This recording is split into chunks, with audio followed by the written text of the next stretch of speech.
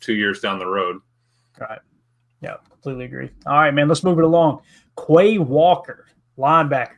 The Packers chose not to pick up Quay's fifth-year option, but that doesn't mean they aren't interested in re-signing him to a more palatable extension, especially after the coaching staff insinuated Quay would be wearing the green dot again this year. And obviously, Goody said they have a long-term plan for him. They want him to be in the long-term plan. Now, yes, we want every player on this roster to be in the long-term plan at the right price. Quay may look at the price they're talking about and go, "You've lost your damn mind. Well, you know how fast I run that 40? I'm hitting the market." That could be the case. So with that being said, though, I think we would all agree he hasn't lived up to the first-round expectation. And listen, comparing these players within the same scheme is what I like to do. Look at Edgerrin Cooper, second-round pick. Look how he performed, and look at Quay, right? They're night and day. Edgerrin Cooper played like a first-round pick. Quay has not lived up to that yet.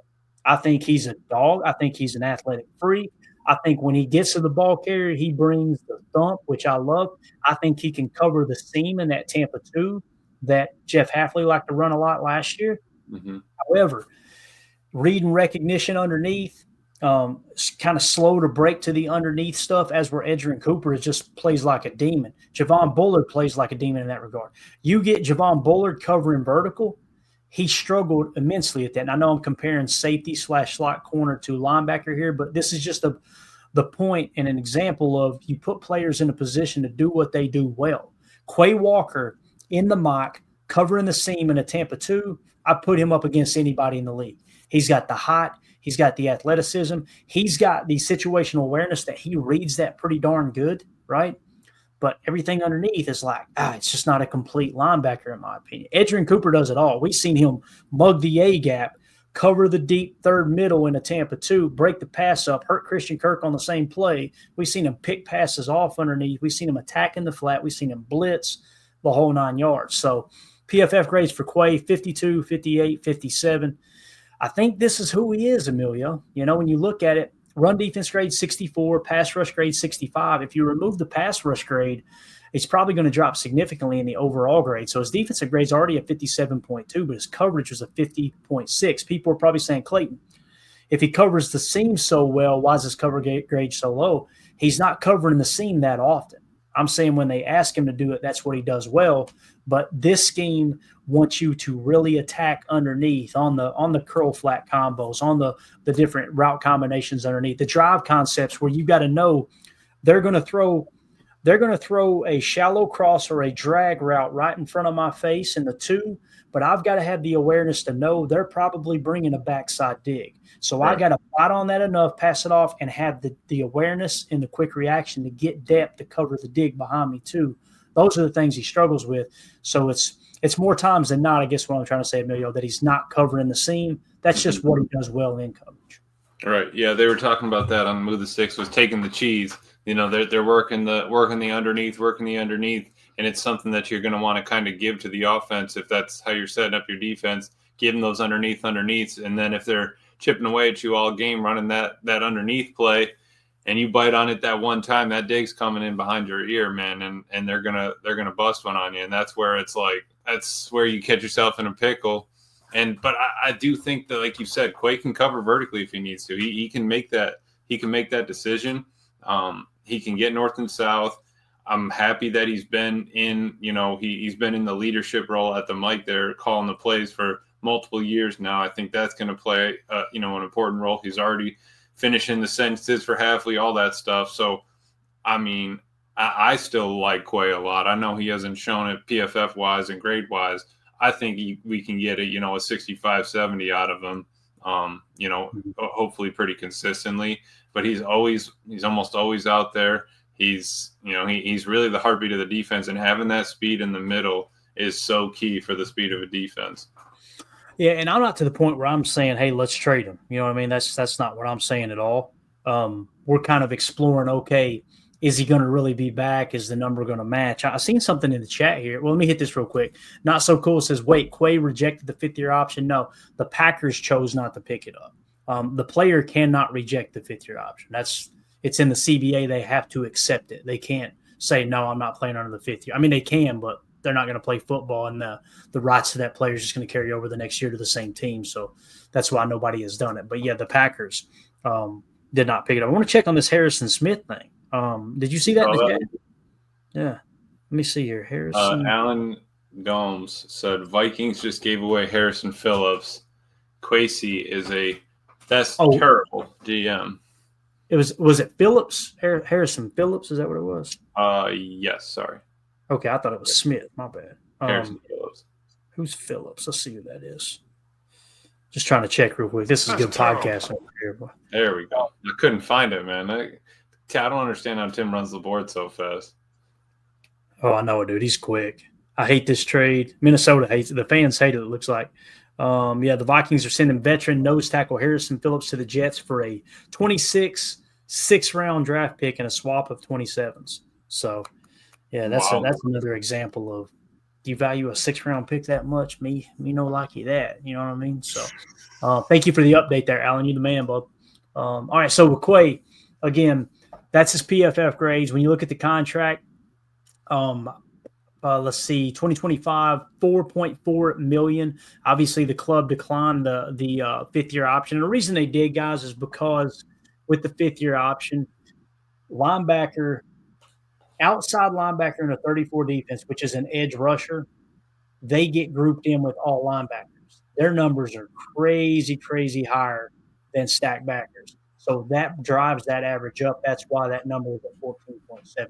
If you took just true stack backers, and let's say the number was around 8 million, something like, I'm just kind of throwing a number out there, Packers probably would have picked that up. They probably would have said, okay, we'll take that fifth-year option. Because I think Quay might warrant at least that much with, obviously a little bit more guaranteed money on the open market because of the athleticism, of course. So when you look at the linebacker room, Emilio, let's see if we can paint a picture where we would be okay with departing of Quay Walker. I know you kind of already said, no, I wouldn't do it, but let's look at it here. Adrian Cooper, Tyron Hopper, Quay Walker, Isaiah McDuffie, Christian Welch, Isaiah Simmons, Jared Bartlett, and Jamin Dumas-Johnson. Listen, Isaiah Simmons, there's still some time left, but it's not looking good, guys. He's played exactly how his PFF grade has said he's played throughout his career. He's played like that in the preseason. I personally believe that. So I kind of feel like he might make the practice squad, or he's going to be at the very bottom of the roster. I don't think he's no longer competing for a starting job. I think your starting three are going to be Adrian Cooper, Quay Walker, and Isaiah McDuffie. Tyron Hopper might have something to say about that. So after you look at the linebacker room here, Emilio, what would it take for you to part ways with Quay Walker? What would you be willing to go, okay, yeah, we'll take that pick and move on from Quay? Because I'm leaning into a second or a first for me personally, man. I mean, it's because, Tyron Hopper, Adrian Cooper, and Isaiah McDuffie, I don't like that near as much as I like Adrian Cooper, Tyron Hopper, and Quay Walker. You know what I mean? And your base fourth, of course. Yeah. So you're saying to pull Quay away from me? What would it take? Yeah.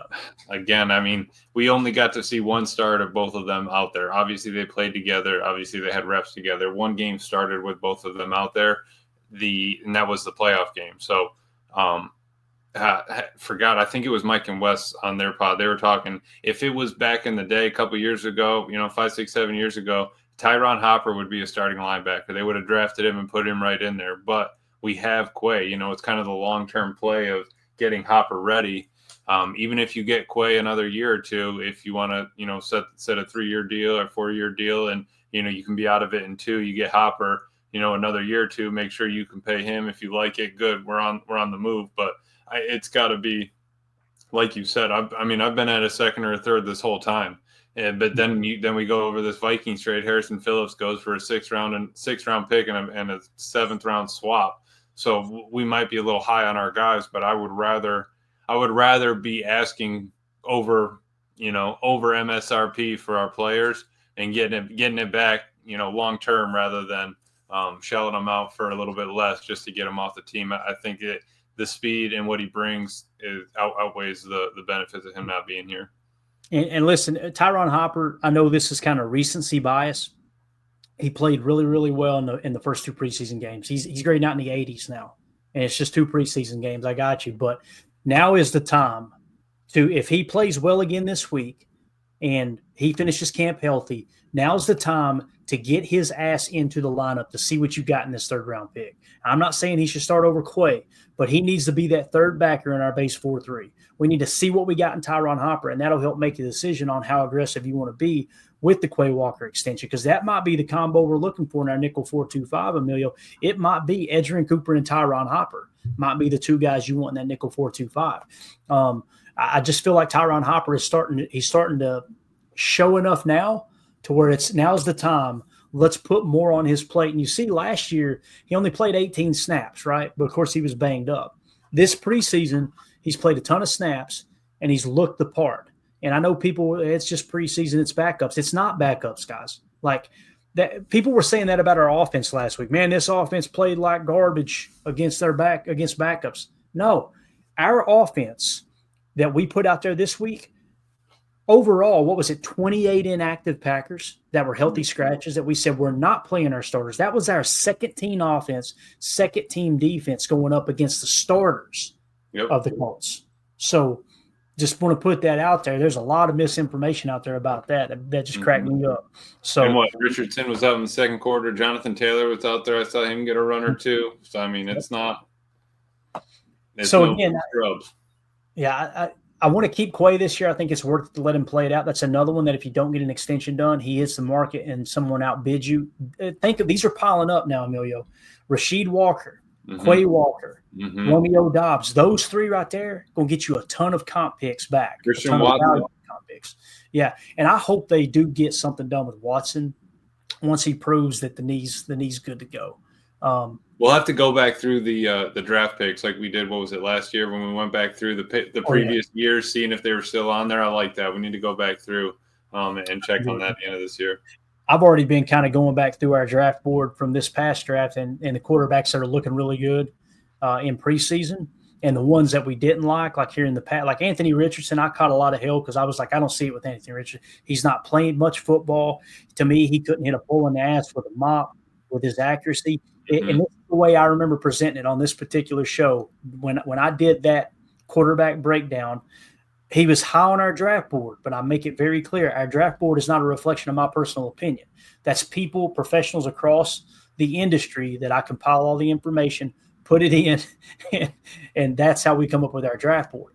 When I broke the quarterbacks down, because a listener had asked me to do it, I looked at Anthony Richardson and I said, the four key things, right? Pre-snap read, I don't see it. Post-snap read, I don't see it. Accuracy, I darn sure don't see it. And quick release was decent, but the only thing with the quick release is he didn't play with anticipation at Florida. He didn't drop back, 3-step drop, let that thing rip. Right. It was one read, let me try to run with the ball. And I always tell people in that particular type of breakdown, I say, if you remove that quarterback's ability to scramble, he has to stay in the pocket. He all of a sudden has Peyton Manning's speed. What kind of quarterback is he? And if you can't say, I think he's okay. If you say, oh, he'd be bad, then he's not a quarterback. Stop trying to kid yourself. Pure runner archetype, right, Clay? I got myself into a pickle of that in the dynasty there. And he's good. Trust me, he's fast. He's got 93 speed. You try to get outside the pocket and throw one ball on the run, man. That thing's going into the second row. Talk yourself into it.